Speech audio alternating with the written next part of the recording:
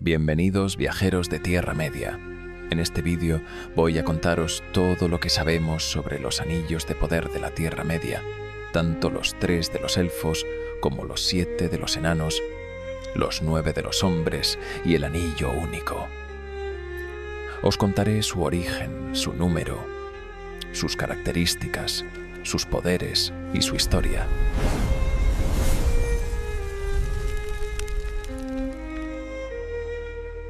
Los anillos de poder son el germen del Señor de los Anillos.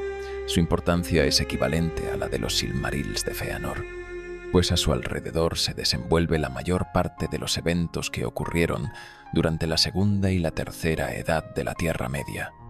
Sus poderes estaban ligados estrechamente a Sauron, el Señor Oscuro. Y el propio Tolkien diría en una de sus cartas que toda la historia que él se había inventado se podía dividir en 2 partes distintas: la historia de los Silmarils y la historia de los Anillos de Poder. Así pues, para poder comprender el origen de los Anillos de Poder, debemos remontarnos al comienzo de la Segunda Edad. En ese momento, después de la Guerra de la Cólera y la caída de Morgoth, Sauron no fue llevado como prisionero a Amán, sino que permaneció en libertad.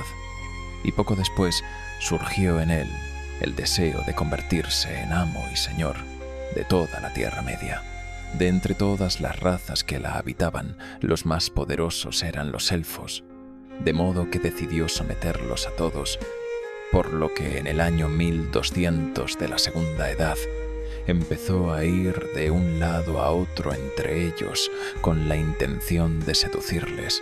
No obstante, Gil-galad y Elrond dudaron de él, así que no pudo entrar al reino de Lindon. Pero en el de Eregion, sus consejos fueron escuchados, porque los elfos que allí había querían convertir la Tierra Media en un lugar tan hermoso como el reino de Valinor.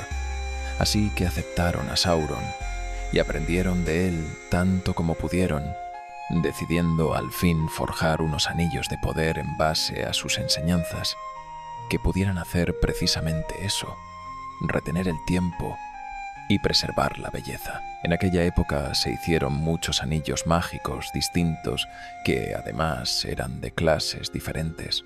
Primero se hicieron anillos menos poderosos, simples ensayos, anteriores al perfeccionamiento de ese arte.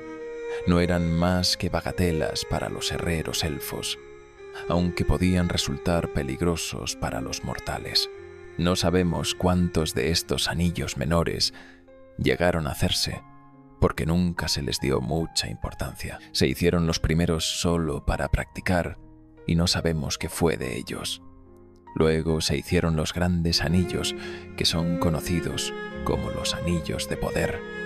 En total fueron hechos 19 anillos, de los cuales los más poderosos fueron los 3 últimos, que fueron completados por Celebrimbor en el año 1590. Sin embargo, 10 años después, Sauron forjó en secreto otro anillo, no en Eregion, sino en Mordor, en el Ordruin, que fue conocido como el Anillo Único, porque Sauron lo concibió para que pudiera gobernar a todos los demás anillos que se habían hecho, cuyos poderes estarían atados al único, sujetos por completo al único, y durarían mientras el único durase.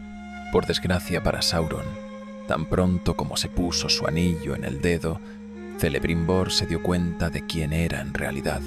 Comprendió que su verdadero propósito era someter a todos los elfos, y supo que tanto él como los demás herreros de Eregion habían sido engañados.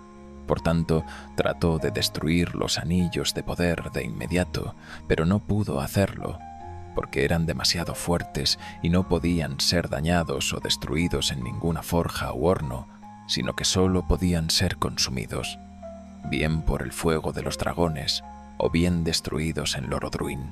Y concretamente para el Anillo Único el fuego de dragón no valía, sino que solo valía la lava del Lorodruin. Obviamente Celebrimbor no contaba con ningún dragón en su haber y estaba muy lejos del Lorodruin, de modo que no pudo destruirlos. Y fue a Lórien para pedirle consejo a Galadriel, quien le dijo que ocultara lejos de Eregion los 3 últimos anillos que se habían hecho, porque eran los más poderosos. Así pues, Celebrimbor le dio a ella uno de estos 3 anillos, los otros 2 los envió al rey Gil-galad en Lindon, y el propio Celebrimbor regresó a Eregion. Por su parte, cuando Sauron vio que lo habían descubierto y que los elfos no habían sido engañados, montó en cólera y exigió que le entregaran todos los anillos de poder, porque habían sido forjados gracias a las enseñanzas que él les había prestado. Los elfos se negaron, de modo que Sauron les declaró la guerra. Invadió Eriador con una gran fuerza, conquistó Eregion, mató a Celebrimbor y se hizo con los 16 anillos de poder que allí había, pero los otros 3, los más poderosos, no pudo descubrir dónde se encontraban. De este modo, el plano original de Sauron, que era someter a todos los elfos gracias a los anillos de poder, fracasó, porque ellos descubrieron sus intenciones a tiempo, pero los anillos ya habían sido forjados, así que, después de la guerra, Sauron decidió usarlos para dominar con ellos, no a los elfos, sino a los hombres y a los enanos. En consecuencia, dividió estos 16 anillos de poder que tenía y dio 7 a los enanos y 9 a los hombres. Y al mismo tiempo que esto sucedía, de los 2 anillos que Celebrimbor le había enviado al rey Gil-galate en Lindon, uno se lo dio a Círdan, mientras que el otro se lo dio a Elrond. Y así es como surgió la famosa rima del Señor de los Anillos, porque de los 19 anillos de poder que se habían creado, 3 acabaron en manos de los elfos, 7 en manos de los enanos y 9 en manos de los hombres. Aunque esa no había sido su concepción inicial, sino que originalmente se habían creado para que fueran todos para los elfos, mientras que Sauron estaba en Mordor y poseía el anillo único, que era capaz de dominar a todos los demás. De entre los 19 anillos de poder forjados en Eregion, los 3 de los elfos eran los más importantes, no solo porque habían sido los últimos en hacerse y porque eran más poderosos que el resto, sino también porque eran sumamente hermosos. Eran los más perfectos de todos y habían salido casi únicamente de la imaginación de Celebrimbor. Descontando al anillo de Sauron, los 3 anillos de los elfos eran los únicos que tenían nombre. El anillo de Círdan era Narya, el de Galadriel era Nenya y el de Elrond era Bilha, aunque también eran conocidos como los anillos del fuego, del agua y del aire, y tenían engarzados un rubí, un diamante y un zafiro, respectivamente. En pantalla os dejo las representaciones que hizo el propio Tolkien de estos 3 anillos para las cubiertas de la primera edición del Señor de los Anillos. Estos 3 anillos no confían invisibilidad, sino que sus poderes eran evitar el deterioro, demorar la fatiga del mundo, preservar la memoria de lo bello de antaño y mantener sitios encantados de paz donde el tiempo se detenía, y la decadencia era refrenada en apariencia de la dicha de Amán, que era lo que los elfos de Eregion habían deseado desde un principio y las razones por las que habían aceptado a Sauron entre ellos. Por desgracia, Círdan, Galadriel y Elrond no pudieron usar sus anillos durante toda la Segunda Edad. Nunca los llevaron puestos, porque, de haberlo hecho, como Sauron tenía el anillo único consigo, les habría dominado, les habría leído los pensamientos y habría tenido control sobre ellos. En consecuencia, los anillos Narya, Nenya y Bilya no actuaron durante toda la Segunda Edad, pero durante la Tercera, como el anillo único se perdió, los 3 ejercieron sus poderes sin reparos. Es por eso que durante la Segunda Edad, ni siquiera los elfos sabían dónde estaban escondidos los 3 anillos, pero en la Tercera, comprendieron que debían estar allí, donde había siempre alegría, y los dolores del tiempo no mancillaban nada. Es decir, advirtieron que debía haber uno en Rivendell y otro en Lórien, Es por eso que en esos dos lugares la beatitud y la belleza de los elfos permanecieron intactas durante la tercera edad. Y es por eso que eran tan hermosos. Por eso se dice que en Rivendell las estrellas del cielo parecían más brillantes y que en Lórien el tiempo parecía detenerse. Por eso allí todos podían curar sus heridas y descansar, porque tales eran los poderes que tenían los anillos Vilia y Nenya. No obstante, en el caso de Círdan esto no fue así, porque él mantuvo ocioso el anillo Narya hasta que recibió a los Istari cuando llegaron a la Tierra Media, enviados por los Valar sobre el año 1000 de la tercera edad. En ese momento Círdan conoció a Gandalf. Vio que era el más noble de todos los Istari y temió que su misión fuera excesiva y fatigosa, de modo que le entregó su anillo Narya, el cual apoyó a Gandalf en todos sus trabajos y cuidados, le defendió de la fatiga y con él pudo reanimar los corazones de los demás y procurarles el valor de antaño, pues, al ser el anillo de fuego, Narya intensificó el espíritu del mago. De este modo se establece que los poderes de Vilia y Nenya eran ligeramente distintos a los de Narya, porque mientras que unos actuaban sobre un territorio concreto, donde detenían el tiempo, lo hacían más hermoso y curaban a sus habitantes, el otro animaba los corazones y el espíritu de su usuario o de aquellos que le rodeaban. Aparte de esto, cabe destacar dos pequeñas contradicciones que resultan de interés. La primera es que en el Retorno del Rey se especifica que Vilia era el más poderoso de los 3 anillos de los elfos, mientras que en los cuentos inconclusos se indica que el más poderoso era Nenya. Y la segunda es que en El Señor de los Anillos se dice que estos 3 anillos no fueron hechos como armas de guerra o conquista, pero también se dice que el poder de Nenya era suficiente como para impedir que todos los siervos de Sauron, incluidos los Nazgûl y su capitán, pudieran entrar en Lórien o desafiar a Galadriel, a no ser que Sauron en persona se presentara a batallar. Por tanto, algo de fuerza de guerra sí otorgaban estos anillos, o al menos ayudaban a defender el territorio sobre el que ejercían su poder. Los 3 anillos de los elfos eran inmaculados, porque no habían sido hechos ni tocados por Sauron, pero, por desgracia, fueron forjados en parte gracias a la instrucción que él había dado a los herreros de Eregion, de modo que, igual que todos los demás, también estos estaban sujetos al poder del Anillo Único. Es por ello que cuando el Anillo Único fue destruido al final de la tercera edad, Narya, Nenya y Bilha perdieron todos sus poderes. Se volvieron 3 anillos normales y corrientes, y los esfuerzos de Galadriel y Elrond para preservar el pasado se hicieron añicos. Fueron incapaces de seguir reteniendo el tiempo en sus hogares. Es por eso que al final partieron a Amán, porque para ellos ya no quedaba nada más en la Tierra Media, nada excepto cansancio. Estéticamente sabemos que los 7 anillos de los enanos tenían todos ellos una gema propia, pero, al contrario que los 3 anillos de los elfos, aquí no tenemos más información.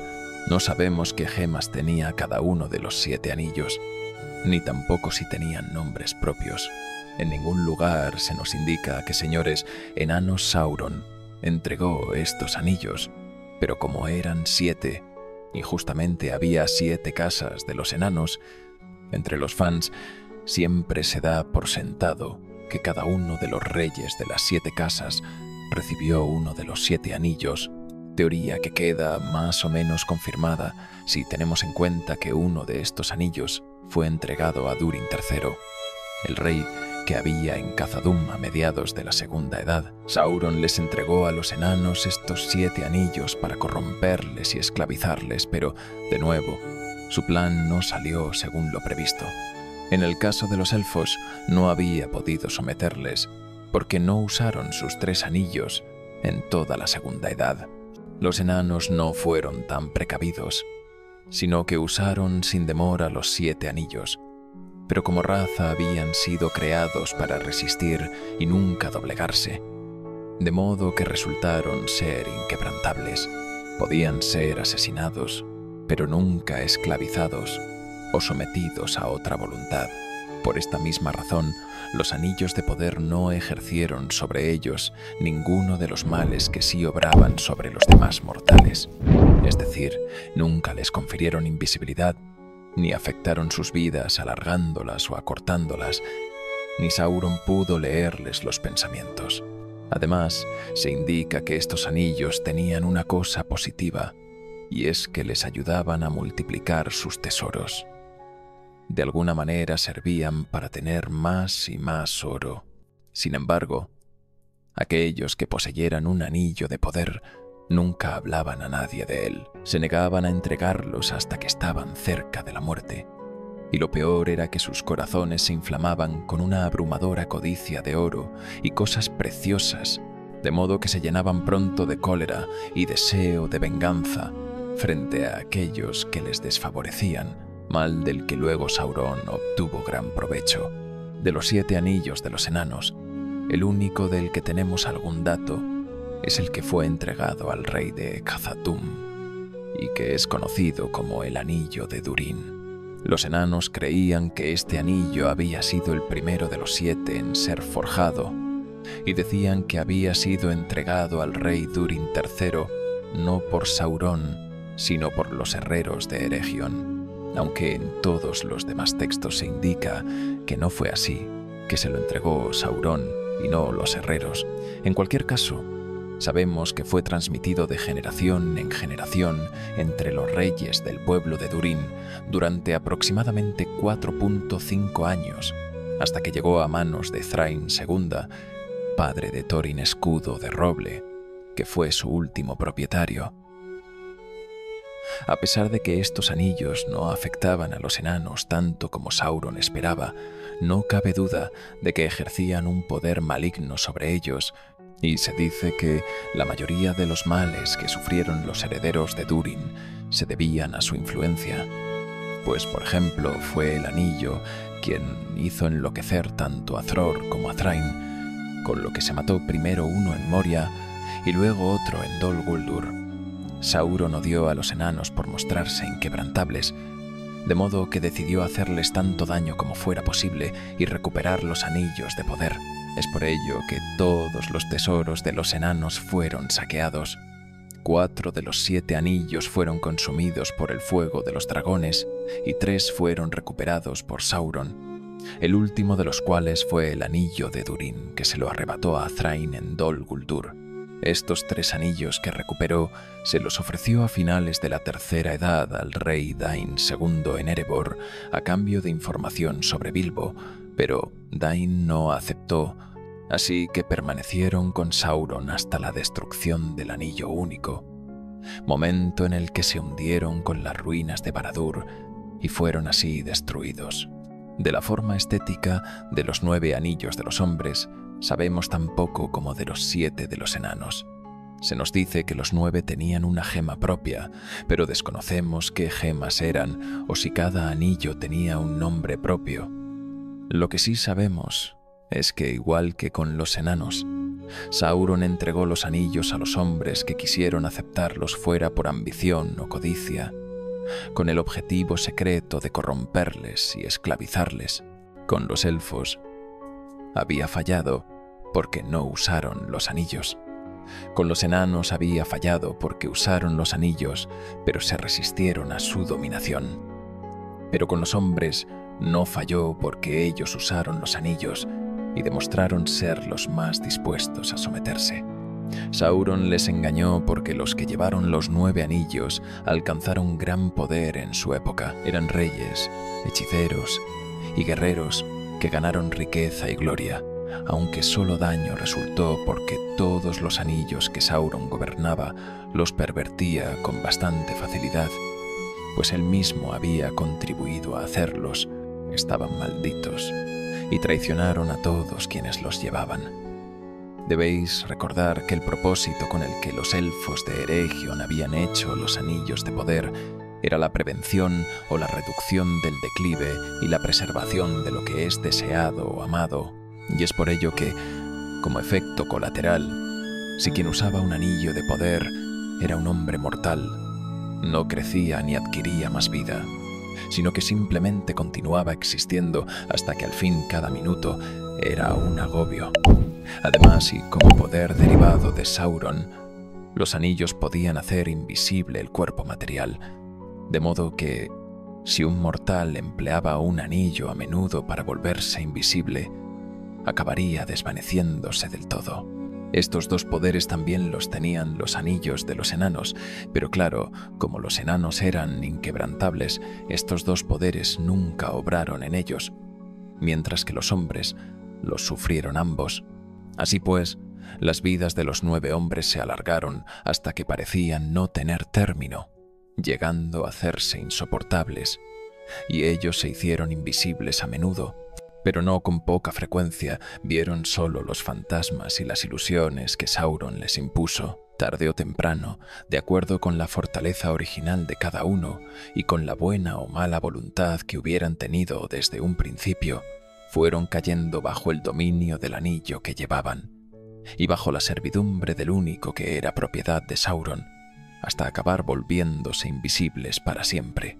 Así se convirtieron en los Nazgûl, los espectros del anillo, con mucho, los siervos más poderosos de Sauron.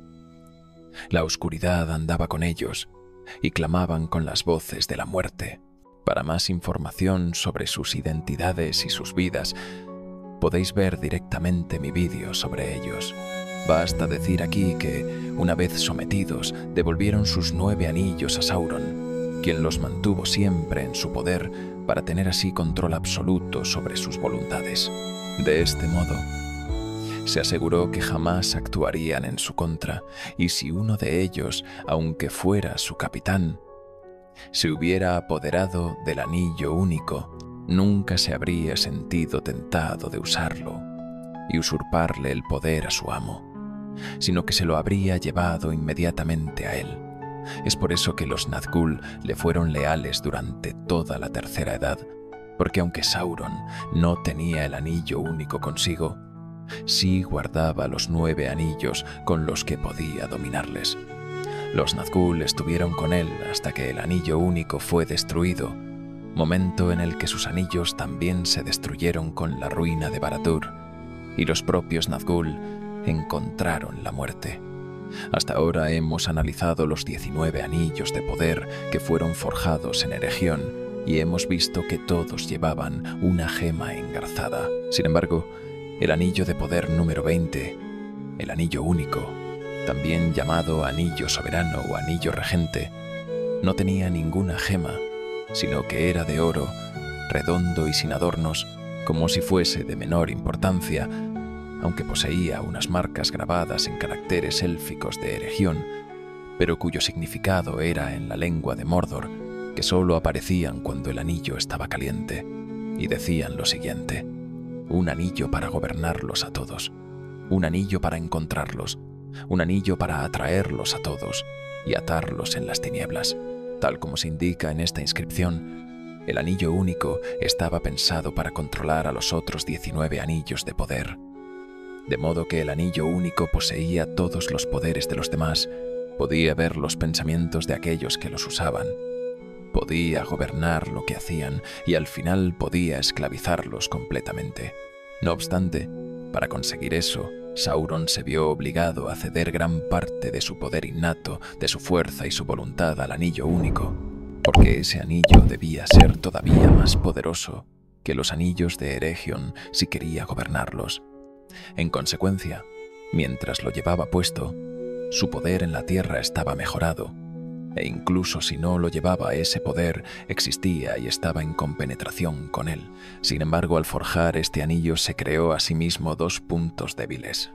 El primero era que si otra persona tomaba el anillo, se convertiría en amo de todo lo que él había hecho con su poder. Podría retarle, derrotarle y ocupar su lugar. Y el segundo era que si alguien destruía el anillo en Lorydruin, su poder sería disuelto y Sauron sería reducido a una sombra, mera memoria de la voluntad maligna. Esta segunda opción nunca la temió, porque Lorydruin estaba en Mordor, su tierra, y porque el anillo despertaba en su dueño un poder de lujuria tan grande que cualquiera que lo usara sería gobernado por él, y estaba más allá de la fuerza de cualquier voluntad, incluso de la suya propia, de dañarlo, tirarlo o abandonarlo. Si alguien guardaba el anillo con el propósito de esconderlo y no usarlo, toda esta influencia negativa ejercería sobre él muy lentamente, como le ocurrió a Frodo, pero incluso él fue incapaz, no solo de arrojar el anillo en Lorodruin, sino de arrojarlo en el fuego de su chimenea en Bolsón cerrado. Aún así, no todos los poderes del anillo único eran malignos, porque había dos realmente útiles. En primer lugar, el anillo mejoraba los poderes naturales de su poseedor, tal como vimos con Frodo e Sam, a quienes se les desarrollaron los sentidos, la vista y el oído. En segundo lugar, también otorgaba el entendimiento de otros lenguajes, como cuando Bilbo entendió lo que decían las arañas del Bosque Negro. De forma extra, el anillo único era capaz de cuidarse solo, como si tuviera voluntad propia, tal como hizo con Isildur cuando le traicionó deslizándose fuera de su dedo, o como hizo con Gollum, a quien abandonó en las montañas nubladas. Además de que Sauron podía ejercer su poder para encontrarlo o atraerlo, y el anillo podía acercarse a él por medio de otros seres. Parte de esa habilidad era también la capacidad de encoger o incrementar su tamaño y su peso, y es por esa razón que Frodo lo llevaba siempre en una cadena en el cuello, para que el anillo no pudiera escaparse de forma traicionera, sino que estuviera siempre retenido. No obstante, el verdadero poder del anillo único, la razón por la que era tan peligroso no era nada de esto, sino que era que el anillo en sí mismo era un arma de guerra. A menudo se indica que los buenos habrían vencido a Sauron si usaban el anillo contra él, y eso era lo que Sauron tanto temía, aunque de haberlo hecho, en realidad, lo único que habrían conseguido sería cambiar a un señor oscuro por otro. Es decir, si Gandalf o Aragorn hubieran tomado el anillo para ellos y lo hubieran usado para derrocar a Sauron, simplemente le habrían sustituido y habrían terminado instalándose en su trono. Por eso Gandalf nunca se atrevió a tocar el anillo, porque él, al ser de por sí una criatura muy poderosa, estaría tentado a usar el poder del anillo para hacer el bien, pero solo acabaría causando el mal. Es por todo ello que el anillo único era capaz de manipular a las personas con fantasías de poder y gloria. Les hacía ver lo que deseaban y les hacía pensar que, usando su poder, estas visiones serían realidad, aunque en verdad esto fuera mentira. No importaba, porque el anillo te hacía creer que sí, te tentaba, te carcomía la voluntad y la razón, hasta que te acababa dominando y poseyendo, como les ocurrió a Gollum, Boromir o Frodo, y como les estuvo a punto de ocurrir a Bilbo. En particular, los Nazgûl incluso podían sentir el anillo cuando se encontraba cerca y ejercer su poder para que se lo pusiera a quien lo tuviera, como le ocurrió a Frodo varias veces durante su viaje. Para acabar con sus propiedades, solo me queda añadir que el anillo único, al ser tan maléfico, era capaz de atraer o llamar la atención de las criaturas malignas, tal como vimos cuando el guardián del agua atacó directamente a Frodo, o cuando el jefe orco de Moria le atacó también a él en la cámara de Mazarbul. Lo hicieron no porque odiaran a Frodo más que al resto, sino porque él llevaba el anillo consigo, y eso les llamaba a actuar. Como os he contado antes, Sauron forjó el anillo único en Mordor a mediados de la Segunda Edad. Lo llevó y lo usó durante los 2 milenios posteriores. Sin embargo, como él no era una criatura normal, sino que era un espíritu angélico, uno de los Maya, a él el anillo no le volvía invisible, ni tampoco le alargaba la vida, dado que ya de por sí Sauron era inmortal. En el Silmarillion no se especifica si lo trajo consigo a Númenor cuando fue apresado por Ar-Pharazôn, pero en la carta 211 Tolkien especifica que sí, que Sauron llevó el anillo a Númenor y que lo usó para dominar las mentes y las voluntades de la mayoría de los númenorianos. Esto pudo hacerse porque ni Ar-Pharazôn ni los Númenóreanos en general sabían nada de los anillos de poder, porque los elfos habían mantenido su creación en secreto tanto tiempo como pudieron, de modo que muy pocos sabían que Sauron poseía un anillo tan poderoso. Por culpa de esto, al final pudo acabar corrompiéndoles a todos. Ar-Pharazôn declaró la guerra a los Valar, Númenor fue anegada y el cuerpo de Sauron destruido, pero su espíritu se fue volando de regreso a Mordor y consigo se llevó el anillo único. Allí tomó una nueva forma y poco después tuvo lugar la guerra de la última alianza, en la que fue vencido e Isildur le cortó el anillo de la mano. En aquel momento, Isildur debería haber arrojado el anillo al Lord Othruin, tal como Elrond y Círdan le aconsejaron, pero se negó y lo quiso llevar a Arnor con la intención de convertirlo en una reliquia familiar. Sin embargo, fue atacado por el camino, que si todos sus hombres murieron, él escapó haciéndose invisible. Los orcos le persiguieron usando el olfato, y cuando se zambulló en el río, el anillo lo traicionó. Se deslizó de su dedo mientras nadaba y los orcos le mataron a flechazos. El anillo se perdió en el agua, pero fue encontrado aproximadamente 2.5 años después por el hobbit Diagol, que fue asesinado por Sméagol, quien se convirtió en Gollum y se escondió en las montañas nubladas. Allí permaneció durante casi 5 siglos, hasta que Sauron despertó una vez más y empezó a transmitir oscuros pensamientos desde el Bosque Negro. El anillo quiso entonces regresar con él y abandonó a Gollum, pero cayó en las manos de la persona más inverosímil, Bilbo Bolsón, un hobbit de la comarca. Según Gandalf, aquello fue una intervención divina, de modo que Bilbo estaba destinado a encontrar el anillo y Frodo destinado a tenerlo, interviniendo así Eru Ilúvatar para que el anillo fuera destruido y Sauron derrocado. Todas las personas que tuvieron el anillo aparte de Sauron fueron en este orden: Isildur, Déagol, Gollum, Bilbo, Frodo y Sam, y todos ellos eran mortales, de modo que el anillo único actuó sobre todos ellos, de la misma forma que los 9 anillos habían actuado sobre los Nazgûl. Todos ellos usaron el anillo único para volverse invisibles en algún momento. Y las vidas de Gollum, Bilbo y Frodo, que fueron los que lo tuvieron durante más tiempo, se alargaron más de la cuenta, de forma que, por ejemplo, Bilbo tenía la misma apariencia con 100 años que con 50, que era cuando había encontrado el anillo. Pero al final, y como todos sabéis, Frodo viajó hasta Mordor, donde no pudo destruir el anillo único, pero Gollum le atacó, se lo robó y cayó al abismo sin querer. El anillo fue deshecho, y gracias a eso Sauron perdió la mejor parte de la fuerza que era innata en él en un principio.